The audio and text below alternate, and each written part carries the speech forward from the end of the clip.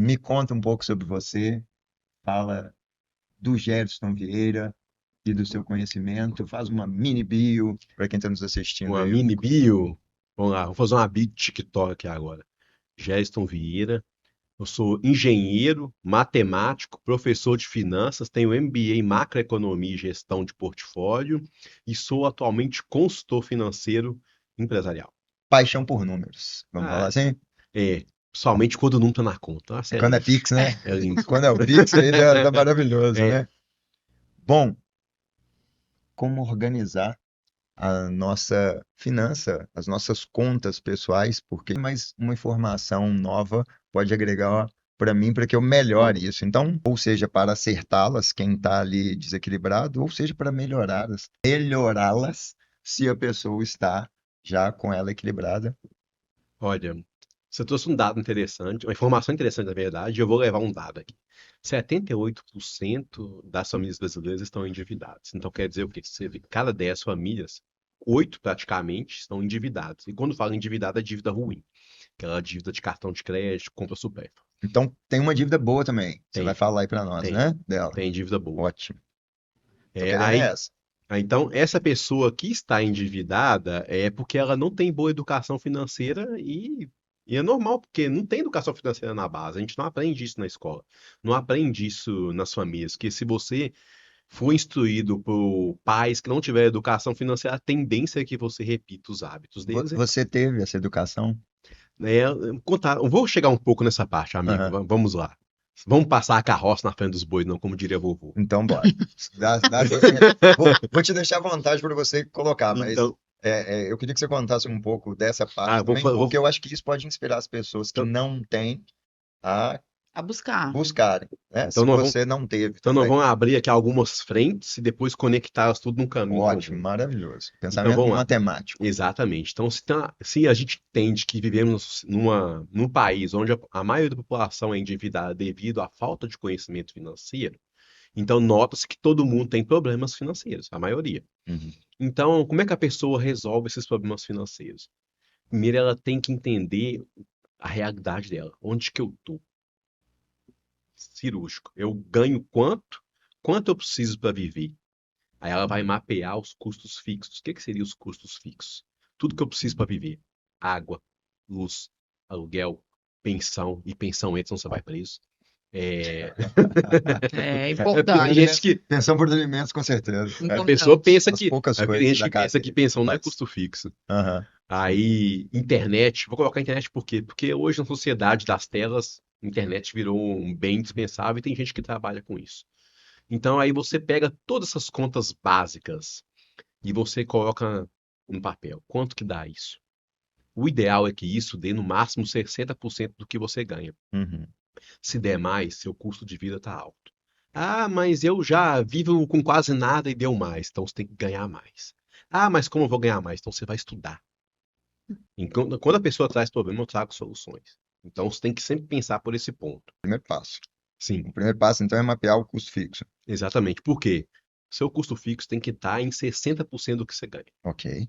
Por quê? Tem outras coisas da vida que são os custos variáveis, que não é Uhum. o custo fixo. Entendi. Eu vou querer sair, eu vou comprar roupa, eu vou querer viajar. Aí Uhum. isso vai ficar naquilo que seria os custos variáveis. Uhum. Então, primeiro você tem que entender seus custos fixos. Você tem necessidade básica, pirâmide de Maslow. Para a gente falar do custo fixo, 60% de custo fixo seria O ideal. o ideal, ou Quanto abaixo menos, disso. melhor. Isso, para a Hum, pessoa ter Quanto menos, melhor. recursos para lidar com os custos variáveis que você sugere ali entre 40%. E eu gosto de dividir eles em quatro áreas, os custos Conta aí para variáveis. nós. 10% para lazer, senão você Uhum. fica doido. Ah, eu só trabalho, trabalho, não divirto, não faço nada da minha vida. Uhum. 10% para educação, porque você tem que se qualificar para ganhar mais. Você tem que ser um profissional melhor para você ter mais receitas. Senão, Uhum. se você não investir em educação, você não aumenta a sua receita. 10% para gastos eventuais. Que eu coloco com gasto eventual? Meu chinelo rebentou. Eu não compro chinelo toda semana, mas eu preciso de chinelo. Aham. Meu tênis arrancou o solado. Eu não compro tênis toda semana. Mas eu tenho que ter Sei. um dinheiro ali reservado para isso, que é o gasto eventual. É aquilo que eu preciso, mas eu não compro de maneira recorrente. Sim. E os outros 10% eu deixo para emergência. No caso, o começo de uma reserva de emergência. Por quê? Infelizmente, na vida, imprevistos acontecem. Uhum. Então, se eu sei que na vida pode acontecer imprevisto, se eu tiver uma reserva, mesmo que ela não vá conseguir pagar todo, Suprir, né? suprir tudo, exatamente, aquilo já me dá pelo menos um respiro. Uhum. Então, esse seria o ideal: 60% custos fixos, os outros 40% custos variáveis, eu dividiria nessas 4 áreas, Uhum. entendeu? Aí até chegar o momento de você compor uma reserva de emergência. O Uhum. que seria uma reserva de emergência saudável? Seria de 6 a 12 meses do seu custo fixo. Perfeito. Aí, por que de 6 a 12 meses? Vamos voltar aqui só nos percentuais. Seria de 6 a 12 meses os 60% do Exatamente, do seu seu ganho. custo fixo. Perfeito. Aí, por que de 6 a 12 meses? Porque depende do seu perfil.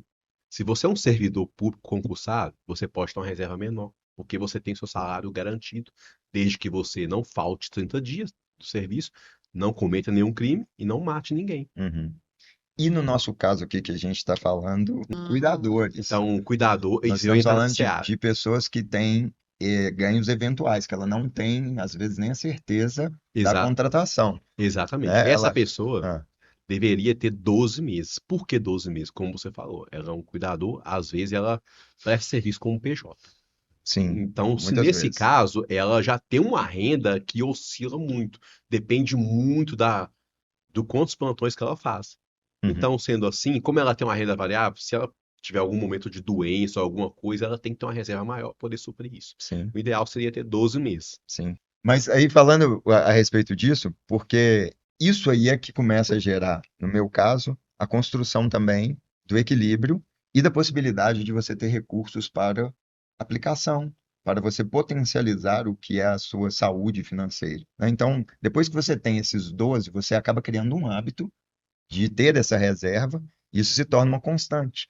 Que aí ele passa de 12 para 18, de 18 para 24, e aí você fala assim, pô, mas 12 meses estão garantidos, e a partir desse outro valor aqui, o que que eu vou fazer com ele? E aí a gente começa a É, falar em investimento e aplicação de exatamente. Eu recursos, né? gosto de. Na mentoria que eu faço, eu gosto de pensar o seguinte: a sua reserva de emergência é um investimento. Você vai colocar ali num CDB ou num título de liquidez. Uhum. Então, quando ultrapassa 12 meses, aí você pode dar uma qualificada e melhorar sua carteira. Só para a gente poder deixar claro, a liquidez se refere a Liquidez, seu dinheiro está disponível a qualquer momento. isso, É um ótimo, só para poder ficar título, claro. é um Aham. investimento que se eu investir hoje, eu precisar resgatar amanhã, eu consigo. Dá uns exemplos aí, professor. CDB, Tesouro Selic são os melhores. E a caixinha do Nubank, né, que nada mais é do que um CDB. Qual que é a realidade? Antes, a grande parte delas eh, trabalhavam como diaristas.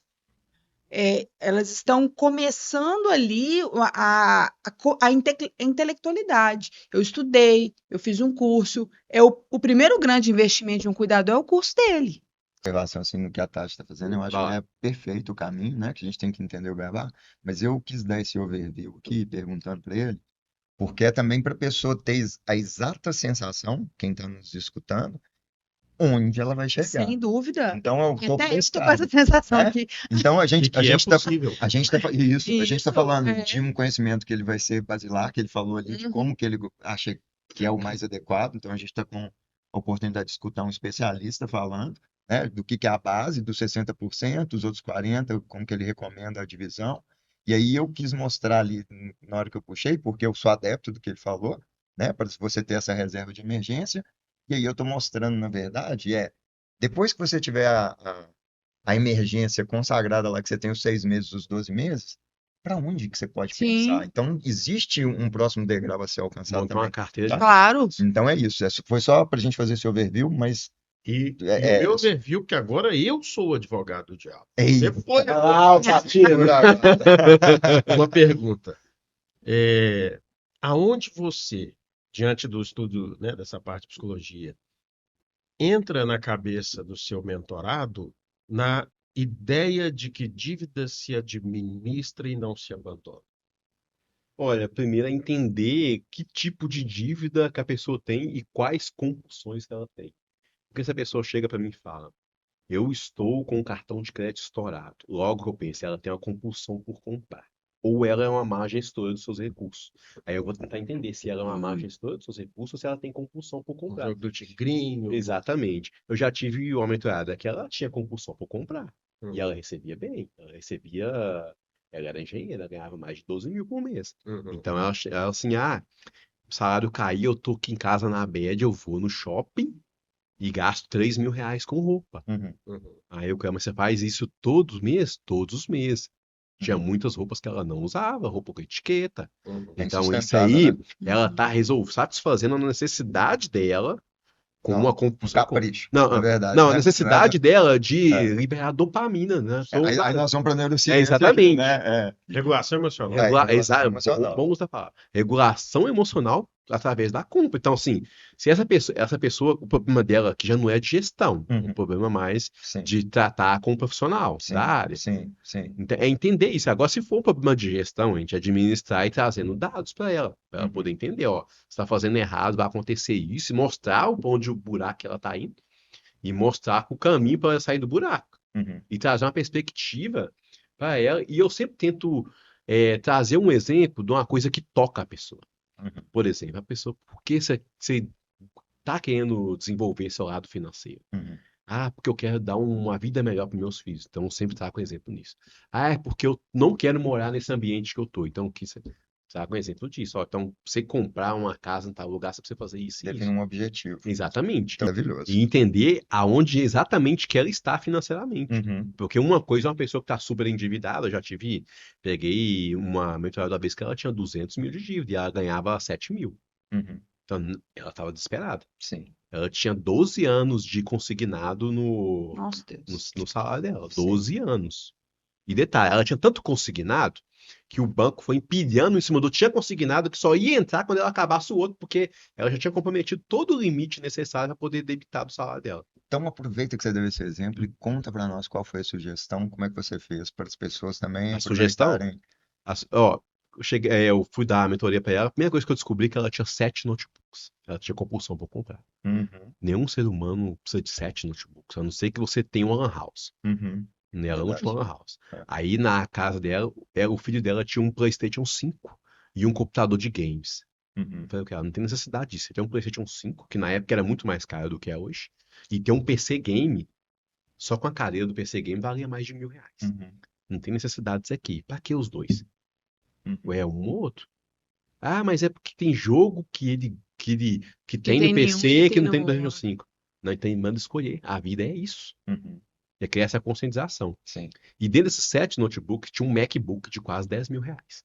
Então você está vendo aí onde está o dinheiro. Sim.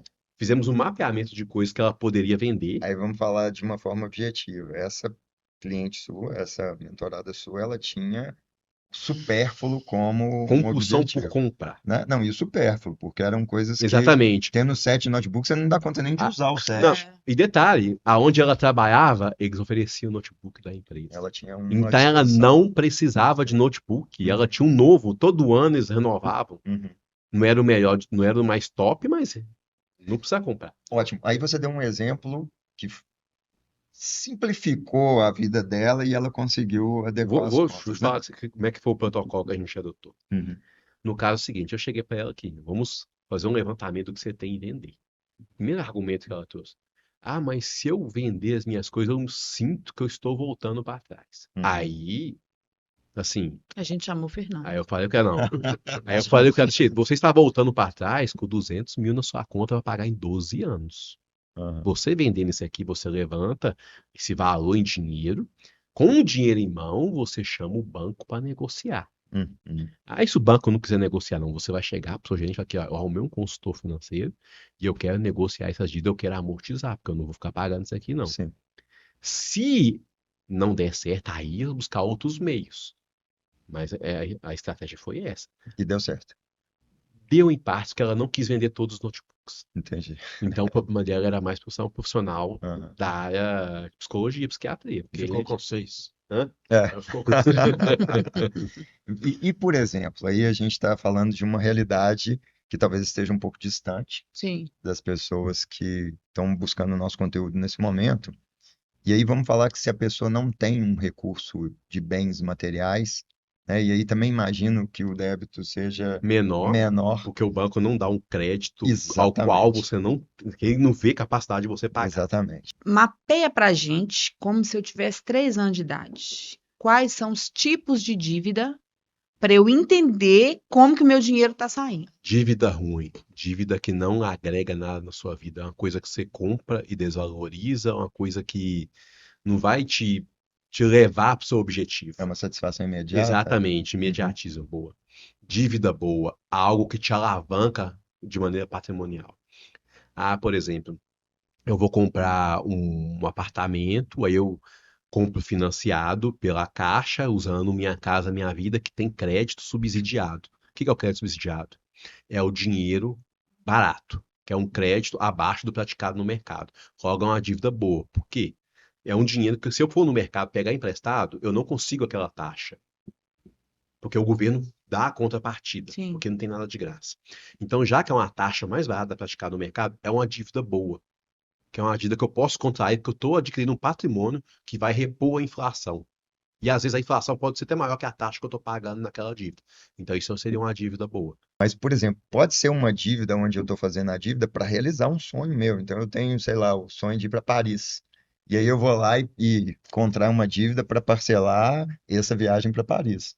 Eu acho que essa dívida é boa, porque vai me trazer um bem-estar. Sendo Sim, feita de maneira controlada, sim, eu só tenho um critério. Você não pode fazer uma dívida que vá te trazer um dano permanente. perfeito. Se essa é uma dívida, eu quero viajar. Se dentro da sua realidade você consegue fazer um parcelamento, você se programou, por que não? Perfeito. É só para poder diferenciar, porque senão fica parecendo também que tudo que é um consumo, que é Depende alguma do coisa, caso, né? né? Tem pessoas que têm margem para isso. Na Uhum. realidade financeira, tem pessoas que não têm margem para isso. Sim, eu gostaria de algo bem simples para que a gente, ao sair daqui, ao desligar, mudar de canal, assistiu essa aula, ela saia com um plano, entende? Eu vou pensar aqui, eu trabalho 5 dias, eu vou guardar 2 plantões no mês para gerar um caixa, entende? Primeira coisa, vamos então recapitular o plano prático. Ela Bom, entender quanto que ela ganha e mapear o custo fixo dela e tentar ficar abaixo de 60%. Ficou abaixo de 60%, ela vai destinar um percentual desse valor para investir num CDB ou na caixinha do Nubank, que é bem fácil. gente, No, caixinha do Nubank, no mínimo guarda 10%. isso. Tem Aí vários bancos nisso, digitais que tem caixinha, mas ele citou. porque Esse vai patrocinar a gente em breve aqui Isso também. Vamos lá. Aí depois que ela tiver a reserva de emergência dela de 12 meses, porque ela é uma profissional PJ, aí ela já começa a fazer planos. Nesse plano, ela pode ou aumentar o aporte dela. O que é o aporte? É o valor que ela investe todo mês. Se ela aumentar, ela vai chegar mais rápido no objetivo. E essa diferença ela já pode começar a planejar. Eu quero fazer uma viagem? Quero. Quanto custa a viagem? Custa tanto. Então, eu preciso, dentro da minha capacidade de parcelamento, quantas vezes que eu tenho que parcelar? Eu vou comprar com 8 meses, 10 meses de antecedência. Porque aí, no dia de viajar, eu já paguei, e eu tenho meu investimento, aí eu tenho controlado financeiramente, aquele recurso, em vez de eu pegar para investir naquele mês, eu gasto na viagem. Aí eu não comprometi as finanças. Você está entendendo, queridos? Vocês estão entendendo? É plenamente possível. Possível. Tati, vamos colocar uma coisa legal. Esse Ó, dinheiro, 2.500, né? Vamos supor que passou-se 10 anos, uma pessoa disciplinada, com juros compostos, você chegou ali nos 50, 60 mil investido. Isso vai te render, hoje, na taxa de juros de agora, no mínimo R$ 500 por mês a mais. gente, presta atenção. Não, volta. Eu coloquei R$ 50 por semana por 10 anos. É isso, nem tô levando em consideração que o Sim, salário da pessoa sobe e ela vai aumentar. vai aumentar isso Vai aí. aumentar. Presta atenção. Então, vocês conseguem entender? Quando eu falo com vocês assim, que a constância, ela é mais importante que o volume? Entende? Não adianta eu colocar R$ 500 hoje, ficar 6 meses sem colocar. E colocar metas. A primeira meta, 1.000. Cheguei nos 1.000 investidos. A segunda meta, 5.000. Cheguei nos 5.000. Terceira meta, 10.000. E vai colocando meta, que a meta é bom para motivar a gente. Então, se você é um cuidador e você tem uma carteira de motorista, você tem algo a mais. Se você tem um idoso que você pode levar ele para passear, a família vai curtir essa sua carteira de motorista. Então, a carteira de motorista para você é o quê? É um investimento. Entende? Uhum. É nesse ponto que eu quero chegar, porque eu vejo, Geriston, porque eu estou nas duas pontas. Eu profissionalizo e aí eu vejo elas no mercado. Então, eu vejo elas querendo sair do aluguel, eu vejo elas querendo conquistar um carro, eu vejo, entende? E eu vejo a dificuldade de movimentar, porque pensa assim, ah, não, com esse dinheiro que eu ganho, eu não vou conseguir. Entendeu? É nessa hora. Pode falar. Primeira coisa é controlar os custos, porque se você tiver os custos altos, você não vai conseguir ter folga financeira para poder investir. Aí você começa a investir pela caixinha, reserva de emergência, passou da reserva, vai começar a ter um excedente ali. Com esse excedente, você se planeja. O que que eu preciso? Com o que eu quero? Onde eu quero chegar? Ah, eu quero ter uma casa e o carro, tá? Mas qual que é o principal? A casa, igual eu te falei, tem como você financiar com crédito subsidiado, que é a dívida boa. O carro vai ser um passivo, se você for comprar para você utilizar. O que é um passivo? Que te tira dinheiro. Você comprou o carro, ele desvaloriza a cada ano, você tem que pagar imposto, tem que pôr gasolina. Tudo que te tira dinheiro, passivo. Que te traz dinheiro, ativo. Colocar uma ordem de prioridade e fazer um plano e começar a fazer uma poupança programada. Poupança, no caso, que é do hábito de poupar, mas é um investimento. Eu faria assim: controle de custo, começar a investir, reserva de emergência constituída, aumentar os aportes e investir em educação, porque em educação você se qualifica, começa a ganhar mais dinheiro, É isso aí. ganhando mais dinheiro, só há mais dinheiro para você investir e vira um ciclo virtuoso. Só para completar, eu sei que você tem uma planilha que ela é SRC. SRC. Fala desses 3 pontos aí, que eu Ah, acho que isso tem a ver com a capacidade da pessoa controlar as contas também. é uma planilha de corte de custo financeiro. Ela chama SRC, que é S de substituir, R de reduzir, C de cortar. Lá na planilha ela tem uma coluna de contas onde tem mais de 67 tipos de contas que uma pessoa pode ter na vida. Aí você preenche os valores dessas contas. As que você não tem na sua vida, você coloca zero. Aí o que dá para substituir por algo mais barato, você substitui e coloca somente a diferença na coluna substituir. O que dá para reduzir, você coloca o tanto que você reduziu na coluna reduzir. E o que dá para cortar, você coloca o valor integral porque você cortou. Por exemplo, substituir. Aí eu tomo um café premium de R$ 70 o pacote. Vou comprar um de 30. Eu substituí para o mais barato. Conta de luz, gasto 150. Vou gastar agora 120. Reduzir, R$ 30. Stream que eu não assisto, eu tenho um Netflix ali que eu não entro há 3 meses. Vou cortar. Entendeu? Aí nisso, essa planilha vai calcular para você quanto você vai conseguir economizar no mês, no ano. E isso aí é maravilhoso para você sempre estar usando ela de tempos em tempos para cortar gastos. Você consegue disponibilizar essa planilha para nós? Consigo sim. Muito novos benefícios dentro do Aí. CuidaCast.